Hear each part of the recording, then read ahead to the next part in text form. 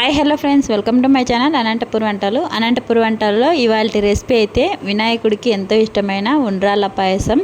చాలా రుచిగా ఉంటుంది. ఇలా చేసి పెట్టండి ఖచ్చితంగా. మీరు రాని వాళ్ళైనా సరే సింపుల్గా చేసుకోవచ్చు. రెసిపీలోకి వెళ్ళే ముందు ఎవరైనా ఛానల్ని సబ్స్క్రైబ్ చేసుకోవాలంటే ప్లీజ్ తప్పకుండా సబ్స్క్రైబ్ చేసుకోండి.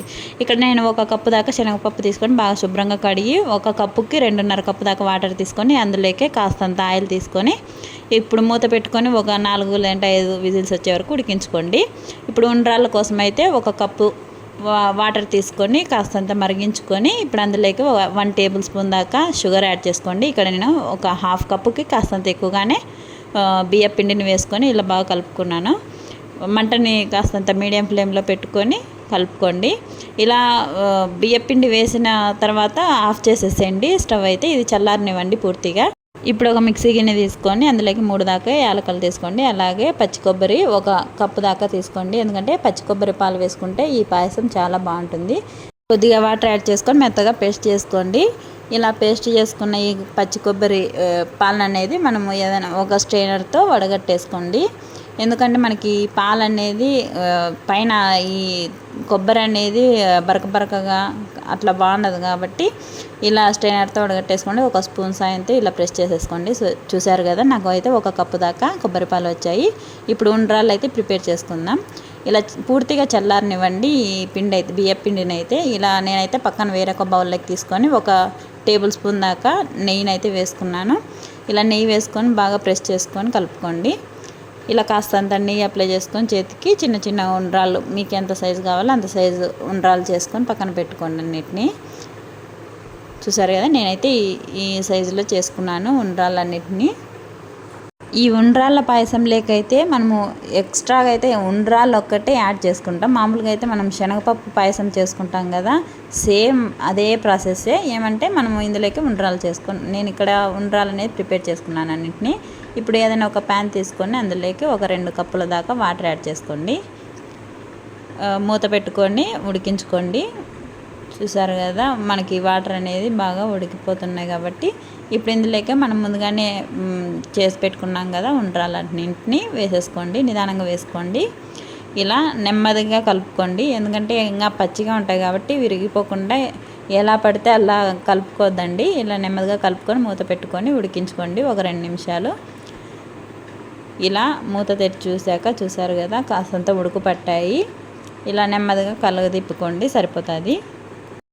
ఇలా ఉడుకు పట్టాయి కదా, ఇప్పుడు ఒక 3/4 కప్పు దాకా శనగపప్పు పలుకుగా ఉడికించుకొని వేసుకోండి. నేను 1 కప్పు పచ్చి శనగపప్పు తీసుకున్నాను కదా ఉడికించుకొని, ఇందులోనే నేను కుడుములు కూడా చేస్తున్నాను. అందుకోసమని నేను ఇక్కడ ఒక 3/4 కప్పు దాకా తీసుకున్నాను. మిగతావైతే కుడుములు చేసుకుంటాను. ఆ శనగపప్పుతో అయితే పక్కన తీసి పెట్టుకున్నాను. ఆ రెసిపీ కూడా నెక్స్ట్ వీడియో అప్లోడ్ చేస్తాను. లెంత్ ఎక్కువ అవుతుందనేసి నేను ఒక వీడియో మాత్రమే అప్లోడ్ చేశాను. చూసారు కదా, మనకి ఒక 50% దాకా ఉండ్రాళ్ళు అనేది ఉడికాయి బాగా. ఇప్పుడు మిగతా ప్రాసెస్ అంతా అయ్యేలోపు ఉడికిపోతాయి బాగా. ఇలా మూత పెట్టుకొని ఒక 2 నిమిషాలు ఉడికించుకొని ఒకసారి బాగా కలుపుకోండి. మళ్ళీ మంటని మీడియం ఫ్లేమ్లో అయితే పెట్టుకోండి. ఇక్కడ 1 కప్పు దాకా నేను బెల్లం దంచి వేసుకున్నాను. 1 కప్పు బియ్యం పిండికి 1 కప్పు, అంటే మనం 1 కప్పు కూడా తీసుకోలేదు, అంతా 3/4 కప్పు దాకా తీసుకున్నాం కాబట్టి 1 కప్పు దాకా ఫుల్గా బెల్లం అయితే వేసుకోండి. ఇలా 1 టేబుల్ స్పూన్ దాకా పొడి బియ్యం పిండిని తీసుకొని కొద్దిగా వాటర్ యాడ్ చేసుకొని కలుపుకోండి.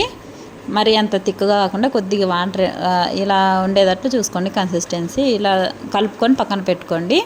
ఇలా కాస్తంత ఉడికినప్పుడు వేసేసుకోండి. ఎందుకంటే ఇలా కలుపుకున్నామంటే మనకి ఉండలు కట్టదు. ఈ పాయసం అనేది చాలా థిక్నెస్ వస్తుంది. ఇక్కడ నేను మనం ముందుగానే మిక్సీ పట్టుకున్నాం కదా పచ్చి కొబ్బరి పాలని అయితే వేసుకొని ఇలా బాగా కలుపుకున్నాను.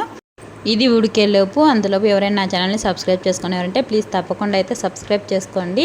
చూసారు కదా, ఇక్కడ చాలా థిక్నెస్ అయితే అయ్యింది పాయసము. ఇక్కడ 1 కప్పు దాకా కాచి చల్లార్చిన పాలను అయితే యాడ్ చేసుకున్నాను నేను ఇక్కడ. ఈ ఉండ్రాళ్ళు అనేది విరిగిపోయే ప్రసక్తే లేదు. ఇలా చేసి పెట్టండి ఖచ్చితంగా. చల్లరాకు కూడా అసలు గట్టిపడదు. ఇలా ఏదైనా ఒక ప్యాన్ తీసుకొని ఇప్పుడు 2 టేబుల్ స్పూన్ల దాకా నెయ్యి వేసుకోండి. డ్రై ఫ్రూట్స్ వేసుకోండి. అలాగే మీ ఇంట్లో ఏవి ఉంటే అవి వేసుకోండి, సరిపోతుంది. ఇలా కాస్తంత లైట్ అండ్ గోల్డెన్ కలర్ వచ్చే వరకు ఫ్రై చేసుకోండి. ఇలా ఫ్రై చేసుకొని ఈ పాయసంలోకి వేసేసుకొని కలుపుకోవడమే. ఇంకా చూసారు కదా, చాలా ఈజీగా టేస్టీగా ఉంటుంది. ఒకసారి మీరు తప్పకుండా ట్రై చేయండి. ఈ వినాయక చవితికి ఎలా వచ్చిందో కింద కామెంట్ సెక్షన్లో కామెంట్ చేయండి. రెసిపీ నచ్చింటే ఎవరైనా నా ఛానల్ని సబ్స్క్రైబ్ చేసుకునేవారంటే ప్లీజ్ తప్పకుండా సబ్స్క్రైబ్ చేసుకొని లైక్ చేయండి, షేర్ చేయండి. అలాగే మీ ఫ్రెండ్స్ అండ్ రిలేటివ్స్కి కూడా షేర్ చేసి సబ్స్క్రైబ్ చేసుకోమని చెప్పండి.